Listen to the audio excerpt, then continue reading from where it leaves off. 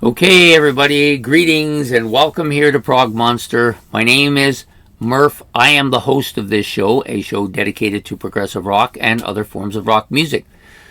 So here we are, ready for Prog Wars. So we're here for the Progressive Rock Solo Artist Album Wars Finals here on the 31st of December, the last day of the year. And I got my Poo Jays on. I'm ready to go. So we got two really good albums here. I listened to bits and pieces of both of them today. A little more of the Rick Wakeman one because I'm really quite familiar with the Peter Gabriel album because I've owned it for decades, and it was one of my favorite. It was probably my favorite Gabriel album at one time. Not so much anymore, but the Rick Wakeman album, I wanted to give it a little more time to bubble up and see if I could get myself into it. And it's easy to get into this. It's just such a great album. I just love lots about it. So let's get going on this. So we got, like I said, we got the two albums. So the Rick Wakeman album, I believe, was 74, the year that he left to go on his own away from Yes. He left them after Tales of the Topographical to go on to do some solo stuff. I think he was kind of fed up with certain aspects of it and decided to go as solo, and this was the result of that. Excellent solo. And Peter Gabriel album from 1982, a little bit newer, more, the sound is a little bit more up to date, but they're both 40 years old, so it's not that much up to date. But this was a great album, was a very different album for Gabriel when it came out, had a lot more synthetic drum sounds to it. Definitely he did a couple of videos, or at least the Shock the Monkey video, which was big. The Rick Wakeman album was pre-video days. So yeah, so some really good stuff on this Peter Gabriel album. Some of my favorite songs by Gabriel are on here. Shock the Monkey, I Have the Touch, Rhythm of the Heat, that was one. And of course, probably my favorite track on them is San Jacinto, which is actually even better on the Plays Live album. Yeah, just such a great album. Lots of really good stuff on it. It's 40 years old, so it's a tiny bit burned out over the time, especially Shock the Monkey, which was played on the radio quite a bit. And I played it a ton myself, and then I played it a ton more, and I'm still playing it a ton more, but it's kind of pretty burned out now, that particular track. The rest of the album, not too bad, but it's not one of the Gabriel albums I go to very often. I tend to like 2 and 3, and Us. Those are the three I tend to go to a little bit more now. I think it's just because I'm not as burned out on them. The Rick Wakeman album, fantastic. I love it. I love it from the beginning to the end. Definitely an album I'll be looking to get. I've already added to my list of too many albums to get, but just got such some great keyboard parts on it. But all of that orchestral stuff followed by his keyboard, adding his keyboard, so it's just so bombastic and so out there and so like perfect for like almost like a soundtrack, so good. The choir part, so good too, adding that vocal part that I wasn't expecting to get from listening to Rick Wakeman album. The vocalist himself wasn't too bad as well. I did enjoy him. The narration of it was a good thing. It's explaining where they were and how the track was working into the thing. It just brought me back to the movie, Jules Verne's Journey to the Center of the Earth. Yeah, so really catchy album. Lots of really good stuff on here. He playing almost all the instruments that he's been known to play. Hammond organ, although he was never a big fan of that. I think he preferred the Biotron. The Mellotron, of course. The clavinet, electric piano, and of course his. I know the part about him I like the best is his church organ stuff that he does, which he does so well, and just a fantastic album. So, and then I had to choose which one I want. So you got the one that has got tons of listening time behind, much more familiar with, but it's tiny on the bit, burned outside. It had this problem a little bit against Steve Hackett too. Then he's up against Rick Wakeman, who's a new album for me, even though it's older than The Security. Lots of stuff on here that I was listening to intently.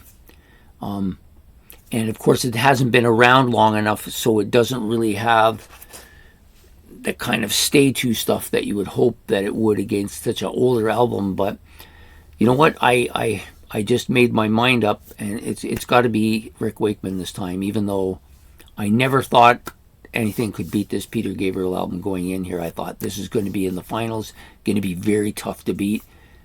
But you know how it is. Sometimes you just like something on that particular day more than something that you've loved for years. And today is that day. Today's Rick Wakeman's day. So he's going to win this tournament, which is, you know, I didn't even think he'd get out of the first round. But once I listened to him, I knew, well, he could go the distance here, and he did. This is a great album. I've enjoyed doing this tournament. All this stuff I want to thank Ben for. He's the one that put this all together. He gave me all of the bands to put in the tournament. He put the battles together until the final battle because there was nobody else left. He didn't have to do anything there. And I appreciate all his hard work and all of the stuff that he's been doing for me on this channel over the last year and a half. And so for him, this was for him in many ways. So I did enjoy doing this, and it's now done. And I'm glad that everybody stuck around to the end to see who wins it. And then so there will be no monthly series next month. In fact, there may not be one for a while. I've kind of decided over the last little bit that the monthly series, as much as I enjoy doing them at times, they are very time consuming, and there's lots of other stuff that doesn't get done because I'd rather be doing. There's lots of stuff that I'd like to be doing, but I can't do it because the series just takes up too much time. So I'm very much interested in doing these mini series. And, you know, there are people out here who do regular monthly series, and I just think that I'm more of a mini-series guy. I like lots of intense moments for shorter periods of time. And so I'm going to be doing those for the foreseeable future anyways, and then we'll see what happens. I may throw in a monthly series here and there, but for now, I think it's just going to be the mini-series. I've got about a half a dozen of them now that I want to do. I'm going to try and squeeze 2 or 3 of them in next month. There'll be some interesting ones too. The first one that will probably go will be the Yes Genesis thing. So it was originally Yes versus Genesis. This was a suggestion by Ben to do something like this. I'm just going to alter it just slightly, so it's not really a competition here between the two. I've got six different categories, which will feature 6 different albums from each of the 2 bands. I'm going to talk about why these albums are similar, why they fit into these categories, what's great about each album, and even about why Yes and Genesis tend to always, whenever people talk about one, they tend to bring the other one up. What is it about these 2 bands that have connected them so much over the years? And I'll talk a little bit about that too. So that series, I'm not sure when it's going to start. It probably won't be until maybe the first weekend in January. So not January 1st is Monday, so not that, no, tomorrow, but it'll be next weekend if I decide to do it. It'll probably start either on Sunday. Maybe it'll be on the following Monday. Go for 6 straight days and do the 6 mini-series. I may run a second mini-series at the same time, but it won't run the same way. It won't run every day. It might run 1 day a week for the month, and that's going to be my Kiss one that I'm working on too. So I'm hoping to do one, either the Kiss all right after it, or I'm going to do it 1 episode every week until it's done at the end of the month, just to try something different, you know. So anyways, I hope you've enjoyed this, the final episode of the series. I wonder if many people were as surprised as me that I would not have picked Rick Wakeman to win this at the beginning. I didn't even think much of his... He wasn't one of the... There's about a half dozen bands here who I thought, okay, that guy could really go far. This guy could go far. I knew Peter Gabriel would be one of the guys getting close to the end. But the rest of them I wasn't really... I thought Steve Hackett might be, I even thought Phil Collins might have a shot here. And there's a few others that were of interest to me as well. But I really didn't think Rick Wakeman was going to be one of them. But once I heard the album the first time, I said, oh, yeah, this is going to be good. So anyways, I've enjoyed it. I hope you have. Please hit the like and subscribe button. Much appreciated. Any comments about how this wound up at the end, what you think of the tournament, all that kind of stuff. Any suggestions for future stuff that you'd like to see me do, you can put that down below as well. And don't forget to hit the notification bell so you don't miss anything.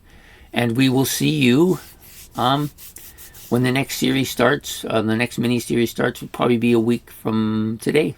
Or a week from Monday. One of the two. Anyways, take care and have yourself a good one. Bye.